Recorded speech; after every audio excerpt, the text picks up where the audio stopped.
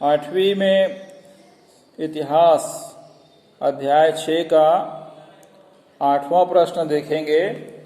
राष्ट्रीय विद्यालय एवं महाविद्यालय क्यों खोले गए, इसके पीछे क्या कारण था, इसका उत्तर हमें लिखना है। ठीक है, तो लिखेंगे उत्तर में, भारत में राष्ट्रीय विद्यालय और महाविद्यालयों की स्थापना का उद्देश्य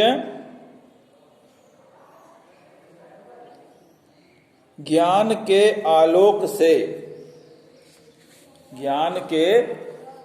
आलोक से भारतीय समाज में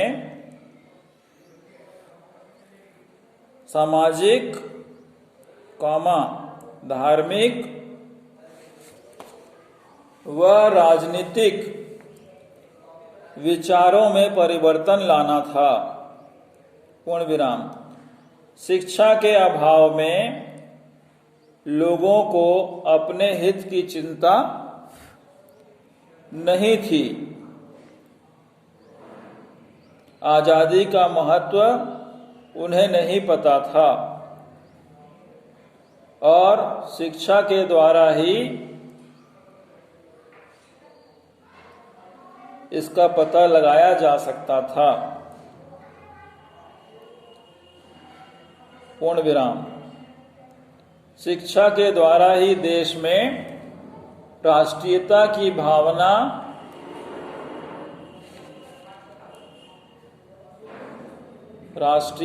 भावना जागृत की जा सकती थी। पूर्ण विराम। स्कूलों के माध्यम से राष्ट्रीय विचारों का प्रसार किया जा सकता है। पूर्ण विराम। विद्यालय और महाविद्यालय में जन जागरण, बीच में योजक चिन्ह बनेगा, हेतु सभा एवं सम्मेलन भी किया जा सकता था। पूर्ण विराम। इसलिए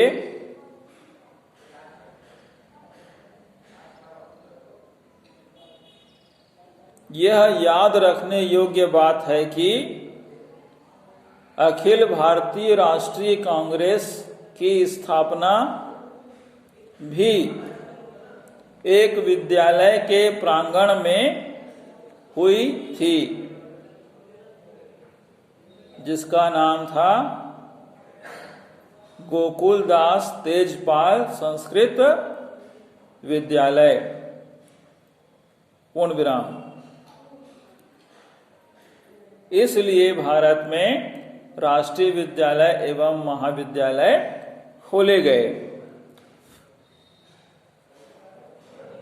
ठीक है, अगला प्रश्न देखिएगा। प्रश्न 9वां। फूट डालो की नीति का क्या अर्थ है? इस प्रकार से हम इसका उत्तर लिख सकते हैं। लिखेंगे फेयर कॉपी में, फूट डालो और शासन करो, इस वर्ड को सिंगल इन्वर्टेड कॉमा में करना है। की नीति का जनक लॉर्ड कर्जन था। पूर्ण विराम। लॉर्ड कर्जन ने भारत में जाग रही राष्ट्रीयता की भावना को समाप्त करने के लिए इस नीति को अपनाया था। पूर्ण विराम।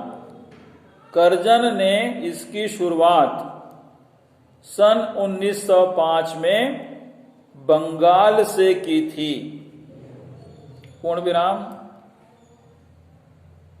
प्रशासनिक सुधार के नाम पर उसने हिंदू और मुसलमान को आपस में बांटने का असफल प्रयास किया। पूर्ण विराम।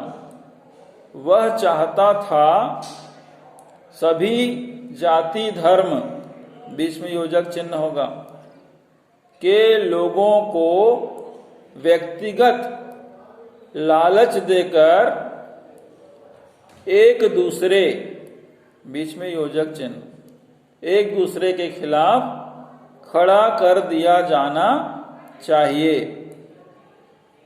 पूर्ण विराम। लालच देकर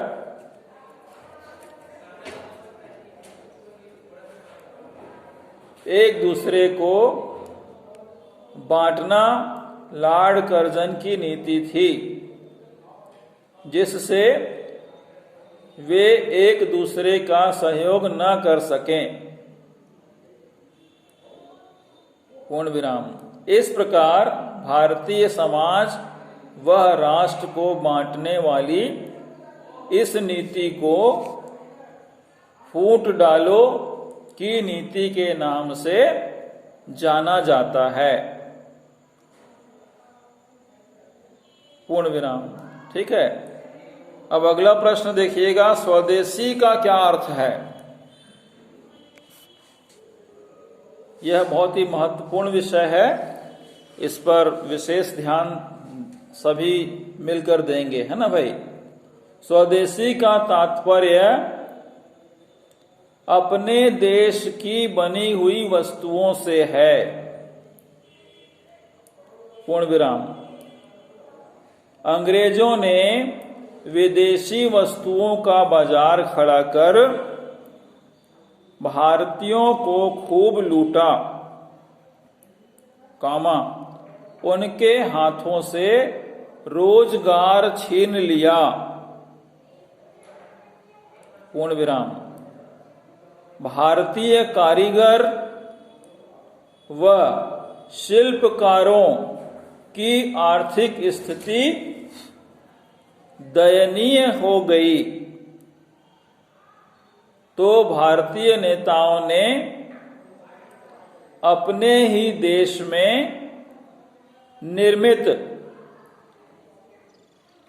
ब्रैकेट में लिखेंगे बनी हुई, ब्रैकेट बंद, अपने ही देश में निर्मित वस्तुओं का प्रयोग करने की अपील की।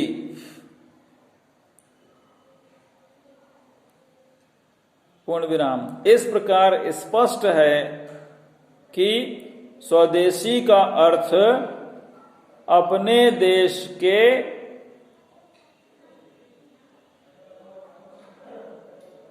निर्माण से है। पूर्ण विराम। ठीक है।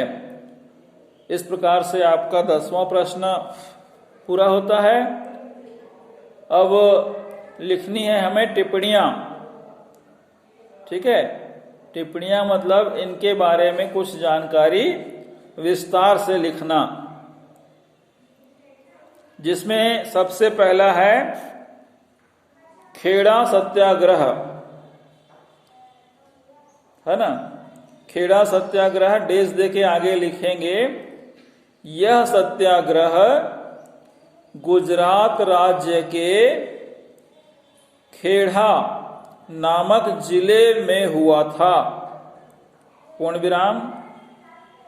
खेड़ा जिले में भयंकर अकाल पड़ा था। इसी समय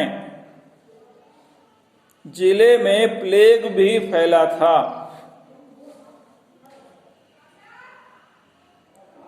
पूर्ण विराम। इस दोहरे मार ने किसानों की आर्थिक स्थिति अत्यंत कमजोर हो गई थी, लेकिन अंग्रेज सरकार ने बलपूर्वक कर, ब्रैकेट में लिखेंगे टैक्स, ब्रैकेट बंद, कर वसूल करना जारी रखा था।